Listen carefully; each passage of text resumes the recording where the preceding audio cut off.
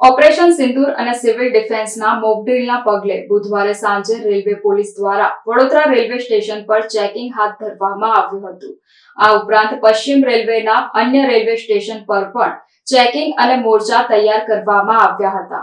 પહલગામમાં પર્યટકો પર થયેલા આતંકવાદી હુમલા બાદ દેશના સૈન્ય દ્વારા ઓપરેશન સિંદૂર હાથ ધરાયું હતું, જ્યારે સિવિલ ડિફેન્સ દ્વારા મોકડ્રીલનું પણ બુધવારે સાંજે આયોજન કરવામાં આવ્યું હતું. આ ઘટનાઓના પગલે આંતરિક સુરક્ષાના ભાગરૂપે પશ્ચિમ રેલવે પોલીસ દ્વારા વડોદરા સહિતના રેલવે સ્ટેશન પર ચેકિંગ હાથ ધરવામાં આવ્યું હતું. આ ઉપરાંત વાપી, વલસાડ, નવસારી, સુરત, અંકલેશ્વર, ભરૂચ, ડભોઈ, આણંદ, ગોધરા, દાહોદ રેલવે સ્ટેશન પર તપાસ હાથ ધરવામાં આવી હતી, જ્યારે દાહોદ રેલવે સ્ટેશન પર મોરચા ગોઠવવામાં આવ્યા હતા. જ્યાં સુધી યુદ્ધની સ્થિતિ રહેશે ત્યાં સુધીને આ મોરચા રેલવે સ્ટેશન પર રાખવામાં આવશે. વડોદરા રેલવે એસપી સરોજ કુમારીએ બુધવારે સાંજે વડોદરા રેલવે સ્ટેશન પર ચેકિંગની કામગીરીમાં જોડાયા હતા. રેલવે સ્ટેશન પર આવતી લાંબા રૂટની ટ્રેનોમાં પણ તપાસ હાથ ધરી હતી, જ્યારે રેલવે સ્ટેશન પર મુસાફરોની તપાસ હાથ ધરવામાં આવી હતી. રેલવે પાર્સલ ઓફિસ, મુસાફરખાના સહિતની જગ્યાઓ પર ચેકિંગ હાથ ધરવામાં આવ્યું હતું, જ્યારે આરપીએફ સાથે સંકલનમાં